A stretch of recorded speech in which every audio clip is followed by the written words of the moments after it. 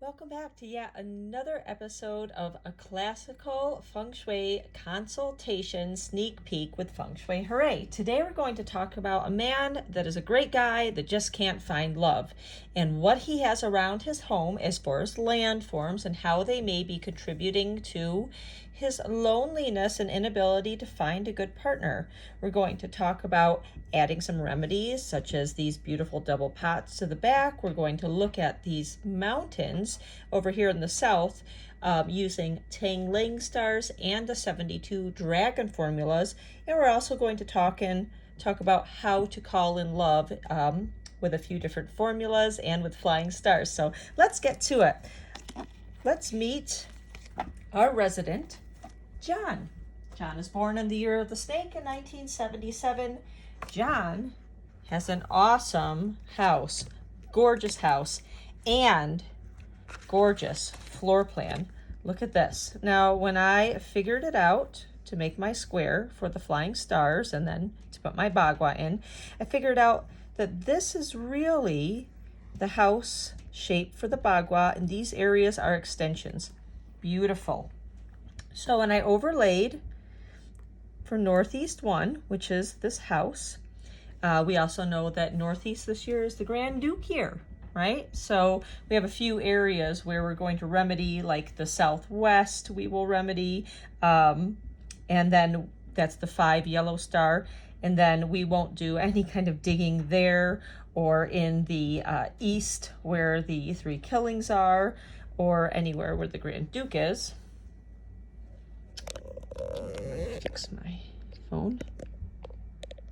Okay, so we start off just kind of knowing that, but we're going to do a number of formulas, and we always need 3 hits to change something in a certain area, so we're going to change a lot for John. This is a gorgeous house. We want him to be happy, and we want to increase his relationship luck. In this house, there's a lot of opportunity to also increase luck for wealth. So when I looked at his chart, first thing that I saw is this is a well-balanced house. It's got water representing finances in the front, and in the back it's got mountain. That's beautiful. I do not love the sitting back and the facing front numbers. However, we can do a lot with them. We're going to do a water fountain that is short in the front, not a tall one. We're talking short. We don't want it over 3 feet, or it might activate this bad health people relationship star that we don't want to activate. So get one of these in the front. In the back of the house, we have an 8-5. The 5 is facing. We're going to need metal there, either metal on a door or heavy metal, weights there or something, or metal art. But in the back of the house, I would really love to see 2 large potted plants equaling 150 pounds or greater. That would turn on this beautiful relationship star. So right here we have 2 hits. We have 1 for finances and 1 for people. Now, as I looked closer at this, I noticed that there was a mountain in the back, and the mountain was at 187 degrees. There's 2 formulas that I use to look at mountains. One is the Tang Lang formula, and I found out that this mountain is a number 5, which indicates when it's out of period, like it is right now because we're in period 8, it indicates spinster and sometimes some calamity energy as well. But interesting that this is a lonely man and he's got the spinster energy in this unmovable giant mountain behind his house. Then I looked a little deeper into the 72 dragons, and I found in that formula that on specific years, tiger, horse, and dog, that this can open up to have beautiful energy for having children and for love. So I thought that was pretty cool. Right now it's the year of the ox. Next year is the year of the tiger. We want to do everything that we can in this house to also take advantage of that great luck when this energy opens next year for John. Let's look at a couple formulas that we used. First of all, I'm going to be looking at any peach blossoms in the house, and we have one right here, a 4-1 combination that actually shows up right in his bedroom. It's the perfect place. He needs to be sleeping with his head facing this direction to take advantage of that energy. And we also looked at the year that he was born, and I figured out where to put the peach blossom, which for him is, it's a flower and you put it in a specific area at a specific time. And I would place it when a 4 monthly star comes around to his bedroom, and I would place it in his bedroom. That's one formula. Another formula that we looked at for wealth for this gentleman was a 5 ghosts, and we have figured out that we can have water flowing from a south one direction this way, and we also put a rock, a stone, a boulder, something 3 foot higher that goes in the north 2 or north 3 in this house. That would be right around here, would be a big rock. And then if I wanted to have the water flowing from the direction of the south, I could put it back here, but that might turn on a star that I don't like so much, a 7. So I actually might want to put it more in the east, going this way. It could kind of be in the east sector of the house.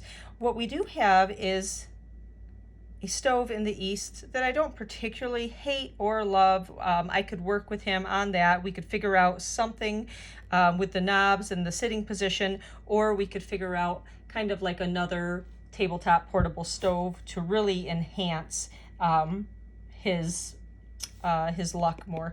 But that would be something that we would go into in depth, and I don't have time right now to do that, but that's something that I do.